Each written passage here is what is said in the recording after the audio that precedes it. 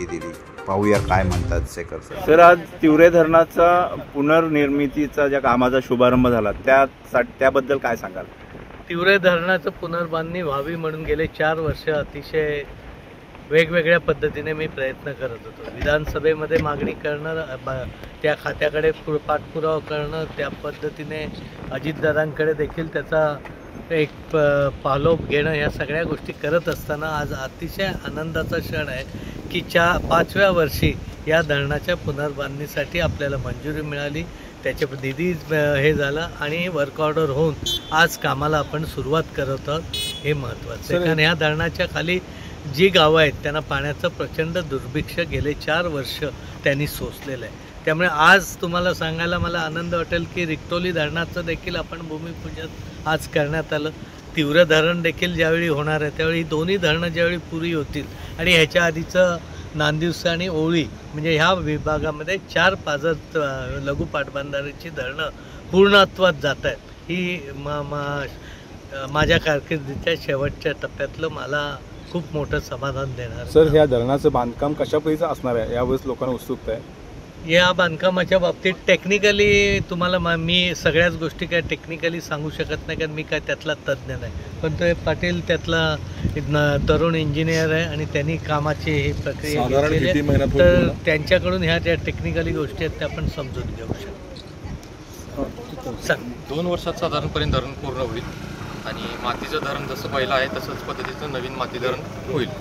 आता या नवीन धरणाला हे जे कॉन्ड्यूट आहे हा पाईपमध्ये असणार आहे, MS पाईप, आणि त्याच्यावरती कॉन्क्रीटच्या पद्धतीनं काम होईल. नव्या पद्धती जे नवं टेक्निक आहे गेटच्या माध्यमातून. त्या सर, तिवरे धरणासोबतच रिक्टोलीच्या नवीन धरणाची तिथे निर्मिती आज करण्यात आली, शुभारंभ झाला आहे आणि या ग्रामीण भागामध्ये जे पाण्याचं दुर्भिक्ष होतं ते या माध्यमातून दूर होते.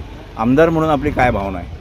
नाही, आमदार म्हणून मी ज्यावेळी निवडून आलो तिथपासून माझी हीच भावना होती की कोकणामध्ये आम्हाला मोठ्या धरणांची गरज नाही, की ज्याच्यामध्ये जागा प्रस्तावित होणं, बाकी गोष्टी आणि सगळ्या गोष्टीला लागणारा कालावधी, ही जी खोरी आहेत त्या खोऱ्यामध्ये प्रत्येक खोऱ्यात जर आपण लघु पाटबंधारेच्या अंतर्गत धरणं बनवू शकलो तर एक मोठं काम आपल्याकडे पाण्याच्या दुर्भिक्षाला आणि पुरापासून पण संरक्षणाला त्याचा उपयोग होऊ शकतो. आणि मला अतिशय आनंद आहे की सावर्ड्यासारखं 90 कोटीचं धरण आपण मंजूर करू शकलो, तिवऱ्याच्या धरणाला पुनर्बांधणीला 62 कोटी रुपये मिळवू शकलो, रिक्टोलीच्या धरणाला देखील 54 कोटी मिळवू शकलो आणि इतर जी छोटी मोठी धरणं आहेत, तळसर असेल, वांजोळे असेल, या ठिकाणची पण धरणं आपण करू शकलो.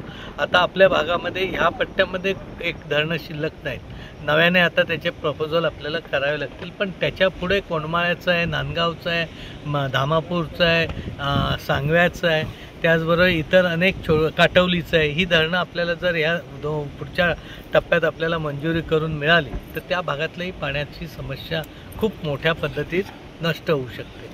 त्यामुळे ही छोटी छोटी धरणं आपल्याकडे वेगवेगळ्या ठिकाणी होणं खूप गरजेचं आहे. या सगळ्यामध्ये मुख्यमंत्री शिंदेसाहेब, उपमुख्यमंत्री फडणवीस साहेब आणि विशेष असं सहकार्य आदरणीय अजितदादांमुळेच ही कामं मी करू शकतो. ताज्या बातम्या बघण्यासाठी राजसत्ता न्यूज चॅनलला लाईक करा, शेअर करा आणि सबस्क्राईब करायला विसरू नका.